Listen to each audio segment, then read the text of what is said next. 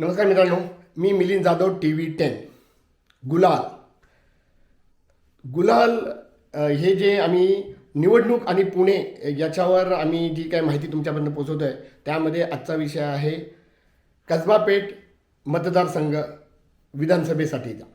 त्यामध्येच महाविकास आघाडीच्या काँग्रेसचे अपेक्षेप्रमाणे धंगेकरांचं नाव पुढे आलेलं आहे. धंगेकरांना उमेदवारी देण्यात आलेली आहे आणि रवींद्र धंगेकर यांना उमेदवारी दिल्या त्यांच्यावर भाजपकडनं आरोप होत आहे. गणेश बिडकर जे भाजपचे माजी नगरसेवक राहिले आहेत त्यांनी मुस्लिम समाजाच्या पाठिंबा म्हणून प्रेस कॉन्फरन्समध्ये त्यांनी धंगेकरांवर असा आरोप केलेला आहे. मुस्लिम समाजाची जागा जवळपास 100 कोटी रुपयांची जागा गिळंकृत करण्याचा प्रकार धंगेकरांकडनं करण्यात आलेला होता. त्याला कायदेशीर मार्गाने लढा देऊन मुस्लिम समाजाच्या या सगळ्या बांधवांनी त्यांच्या विरुद्ध ही ऑर्डर आज मिळवलेली आहे की मुस्लिम समाजाचं जे वक्फ बोर्ड आहे त्यांची एक जागा आहे लक्ष्मी रोडच्या इकडे आणि त्याची साधारणतः किंमत ही 100 कोटीपेक्षा जास्त असून धंगेकरांनं ते फसवून चुकीच्या पद्धतीनं आपल्या पत्नीच्या नावावर ती जागा घेतलेली आहे व तिथं महानगरपालिकेवर आपल्या पदाचा वापर करून दडपशाही करून तिथे बांधकामाला सुरुवात केलेली आहे. ही साधारणतः 2011ची केस आहे, जुनी केस आहे. तरी पण धंगेकर साहेबांचं उमेदवारीचं नाव जाहीर झाल्या हे आरोप व्हायला लागलेले आहेत.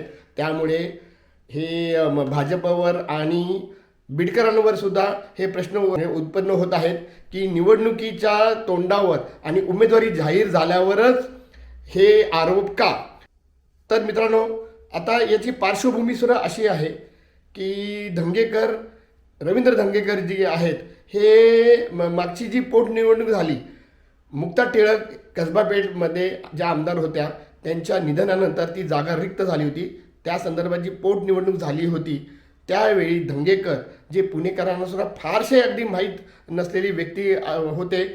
म्हणणार आहे वारंवार मी गेले 10-12 दिवस ऐकतोय धंगेकर विरुद्ध रासने. हु इज धंगेकर. पण जे कसबा पेठ आहे जे भाजपचा बालेकिल्ला आहे आणि त्या बालेकिल्ल्यावर भाजपला टफ फाईट देऊन लढून धंगेकरांनी हा विजय मिळवला होता. त्यामुळं धंगेकर पॅटर्न नव्यानं पुण्यामध्ये आणि त्यामुळेच भारतभर धंगेकर हे नाव काढताना पुण्यामध्ये हे पॅटर्न नव्यानं आलं होतं. त्याच पॅटर्नवर धंगेकरांनी लोकसभा सुद्धा लढवली पण त्यांचा मुरली अण्णा मोहोळ यांच्यासमोर त्यांचा पराभव झालेला आहे. पण परत विधानसभेचे आता जी 2024ची निवडणूक आल्यावर काँग्रेसनं आणि महायुतीनं परत एकदा धंगेकरांवर विश्वास दाखवून त्यांना उमेदवारी दिलेली आहे आणि त्यामुळं भाजप जे मागच्या अनुभवाप्रमाणे ते आता लाईटली घेणार नाही आहे धंगेकर साहेबांना. तर त्यामुळं त्यांच्यावर आरोप हे सुरू झालेले आहेत. हा आरोप फार सिरियस पद्धतीचा आहे. त्यावर धंगेकरांना विचारलं असताना त्यांनी प्रसारमाध्यमांना असे सांगितले की मी ती जागा अगदी पद्धतशीर विकत घेतलेली आहे.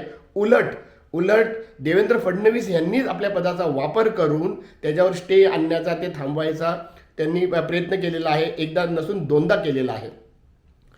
आणि धंगेकर पुढे हेही म्हणतात की 100 कोटीचा अगदी गैरव्यवहार तर सोडाच, 100 पैशाचा जरी गैरव्यवहार हा सिद्ध झाला किंवा हा जर त्यांनी केला असेल तर ते राजकारणातनं संन्याससुद्धा घ्यायला तयार आहेत, राजकारण सोडायला तयार आहेत. 100 कोटीला 100 पैशाचा जरी घोटाळा झाला त्या प्रकरणामध्ये तर रवी धंगेकर हा राजकारणाचा संन्यास घेईल.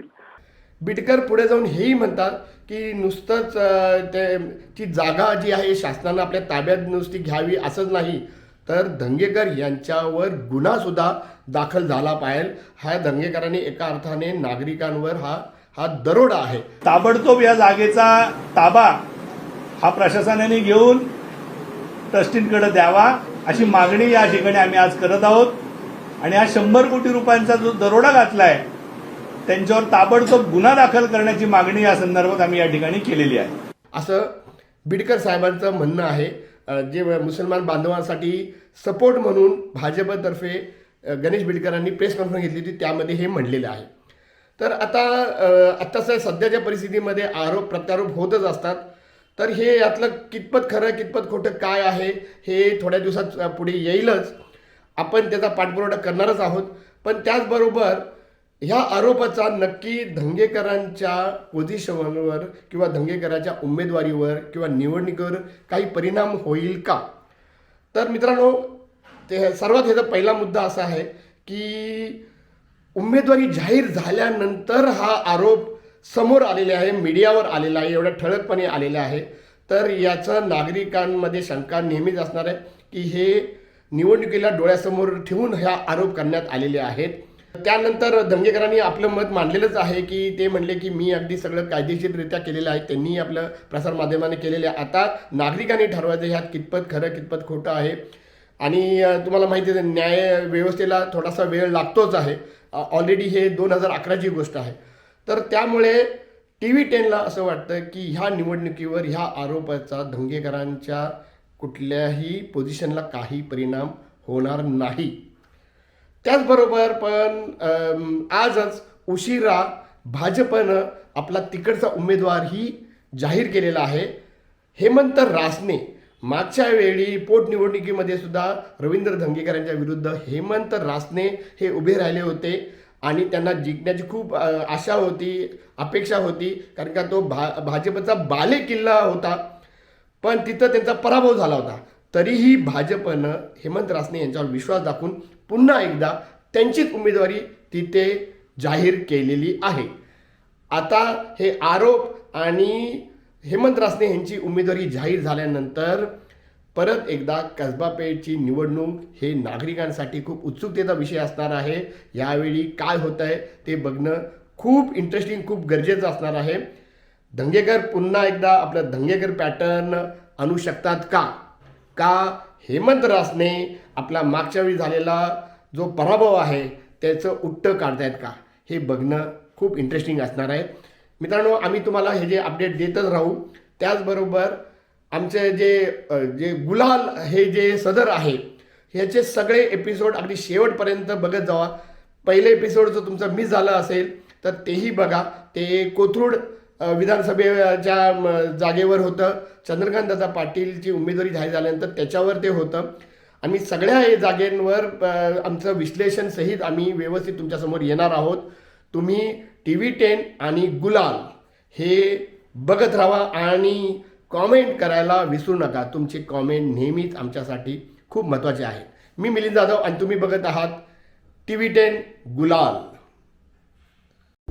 मित्रांनो, आमचा हा व्हिडिओ शेवटपर्यंत बघितल्याबद्दल धन्यवाद.